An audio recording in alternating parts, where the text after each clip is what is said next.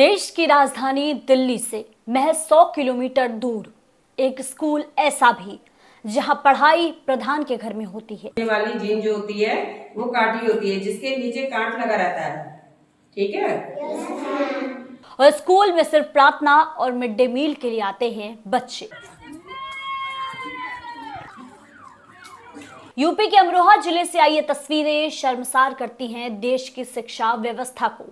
नमस्कार, आप देख रहे हैं आंचलिक खबरें। मैं हूं आपके साथ ऋतिका शर्मा। उत्तर प्रदेश के अमरोहा जिले के गढ़ावली गांव के प्राथमिक विद्यालय में 305 बच्चों का नामांकन है, लेकिन स्कूल की हालत इतनी बदतर है कि बच्चे कक्षाओं में नहीं, ग्राम प्रधान के घर में बैठकर पढ़ाई कर रहे हैं। स्कूल बिल्डिंग में कुल 6 कमरे हैं, जिनमें से 4 पूरी तरह से जर्जर हो चुके हैं। छतें टपक रही हैं, दीवारें गिरने की कगार पर हैं और हादसे का डर हर दिन सताता है। नाम है आपका? मेरा नाम कालू है जी। ये जो स्कूल की बिल्डिंग है काफी खराब स्थिति में है, कब से है यहाँ पर ये स्कूल की हालत? हालत तो इसकी साल 2 साल से तो हो ही गई। साल 2 साल से? हाँ, तो बरसात के दिन में ज्यादा हो जाती है? बरसात में तो खतरा है ही है। कितने बच्चे पढ़ रहे होंगे यहाँ पर? हाथ में है। अच्छा, 300 का है। 300 करीब है। और ये बिल्डिंग कितने साल पुरानी होगी? हाँ, 30 साल तो है जी। 30 साल है। तो अब क्या खतरा लग रहा है आप सब लोगों को यहाँ पर? साहब, खतरा तो यही है, गिर भी सकती है। जब से दरार हो गई तो गिर भी सकती है, बच्चों की जान भी जा सकती है। हमें तो खतरा तो सक रही है। हमें क्या, आपको भी है तो भाई, बच्चे तो आपके भी हैं जी, तो हमारे थोड़ा ही है। तो अब क्या मांग है आपकी?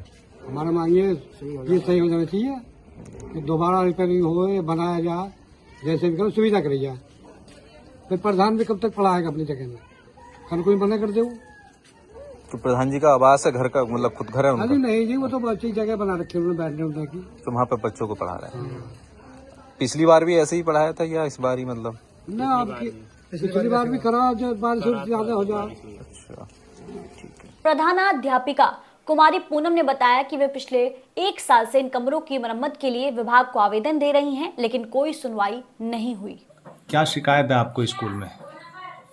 सर, स्कूल में शिकायत है कि मेरे पास 6 कमरे हैं, 6 में से 4 जर्जर हो चुके हैं और मैं बच्चों को बैठाने में मुझे प्रॉब्लम आ रही है। इसीलिए हमने 2 क्लासें प्रधान जी के यहाँ शिफ्ट कर दी। अच्छा, गांव के ही कोई प्रधान है? हाँ जी, इसी गांव के काकाठेर गांव है। स्कूल जो है मेरा प्राथमिक विद्यालय गढ़ावली है।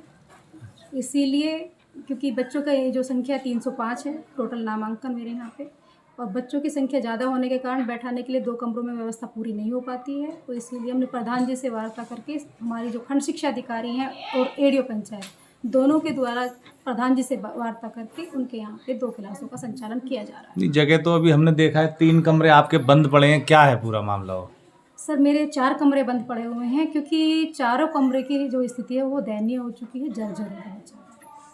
अच्छा, ऐसे में कोई हादसा हो जाए इसीलिए हमने उन कमरों को बंद कर दिया। किसी अधिकारी से आपने शिकायत की इसकी? हाँ जी, हमने श्रीमती खंड शिक्षा अधिकारी जो हमारी श्रीमती आरती गुप्ता जी हैं, उनको हमने जो है एप्लीकेशंस के माध्यम से अवगत कराया हुआ है और वो भी विजिट के लिए आई तो उन्होंने स्थिति को देखते हुए बच्चों को बैठाने से मना कर दिया। अच्छा, आप इसकी जो जर्जर हालत है आपके इसकी कॉलेज की, तो इसमें आप कैसे इसका समाधान निकलेगा? कब तक बच्चे गांव के प्रधान के घर पढ़ेंगे? सर, जब तक समाधान निकलता है, प्रयास किया जा रहा है हमारी ओर से भी और खंड शिक्षा अधिकारी की ओर से भी, लेकिन जब तक समाधान नहीं होता तब तक तो हमें बच्चों को बाहर ही संचालित करना पड़ेगी क्लासें, क्योंकि बच्चों की पढ़ाई भी होना ज़रूरी है और बच्चों की पढ़ाई से ही हमारी रोजी रोटी चलती है। तो हम उनके लिए किसी भी प्रयास को वो नहीं करेंगे। अगर हमें भाई कहीं पे भी बच्चों को बैठाने के लिए स्पेस मिलेगा तो हम लेंगे और उसमें हम बच्चों को संचालित। बच्चों की सुरक्षा भी एक बड़ी चिंता है। स्कूल के बगल से रेलवे लाइन गुजरती है, करीब 60 बच्चे उसे पार करके आते हैं। स्कूल स्टाफ ही उनकी सुरक्षा संभालता है।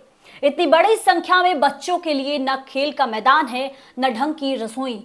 भोजन पुराने ऑफिस में बनता है और क्लास को ही ऑफिस बना दिया गया है। खंड शिक्षा अधिकारी के कहने पर ही ग्राम प्रधान अर्चना देवी के घर को क्लासरूम बनाया गया। जी, क्या नाम है आपका? मेरा नाम अर्चना देवी है और मैं कांगड़ की ग्राम प्रधान हूँ। ये आपके घर में बच्चे पढ़ाई कर रहे हैं, क्या वजह है इसकी? सर, वजह यही है, थोड़ी मजबूरी है। जो हमारी सरकारी स्कूल की टीचर है वो बहुत ज़्यादा परेशानी में, टेंशन में इस समय, क्योंकि जो उनका स्कूल है वो काफ़ी जर्जर हो चुका है, कोई भी उनकी नहीं सुन रहा है। इस वजह से हमने भी वहाँ पे जाकर सर्च किया कि हाँ हालत ज़्यादा खराब, कोई हादसा ना हो जाए। इस वजह से मैंने ये समाधान निकाला कि मेरे घर पे ही बच्चों को पढ़ाया जाए, ताकि कोई असुविधा का सामना ना करना पड़े, क्योंकि मेरे घर पर सारी सुविधाएं हैं। 2-3 क्लास लग रही है तो यही काफ़ी है, 2 क्लास शायद वहाँ पे लग रही है, तो कुछ बच्चे यहाँ पे पढ़ लेते हैं, कुछ वहाँ पे पढ़ लेते हैं। पिछले साल भी क्या ऐसी दिक्कत आई थी? जी ये तो रहता है, क्योंकि मैं उनका कोई सुन नहीं पाता। अच्छा, आप कितने साल से हैं प्रधान? ये 4 साल हो चुके हैं। तो आपने कभी स्कूल की तरक्की के लिए कुछ नहीं करा?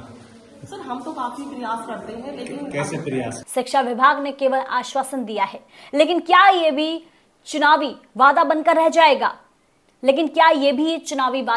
जाएगा? अमरोहा का ये मामला केवल एक गांव की कहानी नहीं है, ये उन लाखों बच्चों की आवाज है जो आज भी बुनियादी शिक्षा के लिए संघर्ष कर रहे हैं।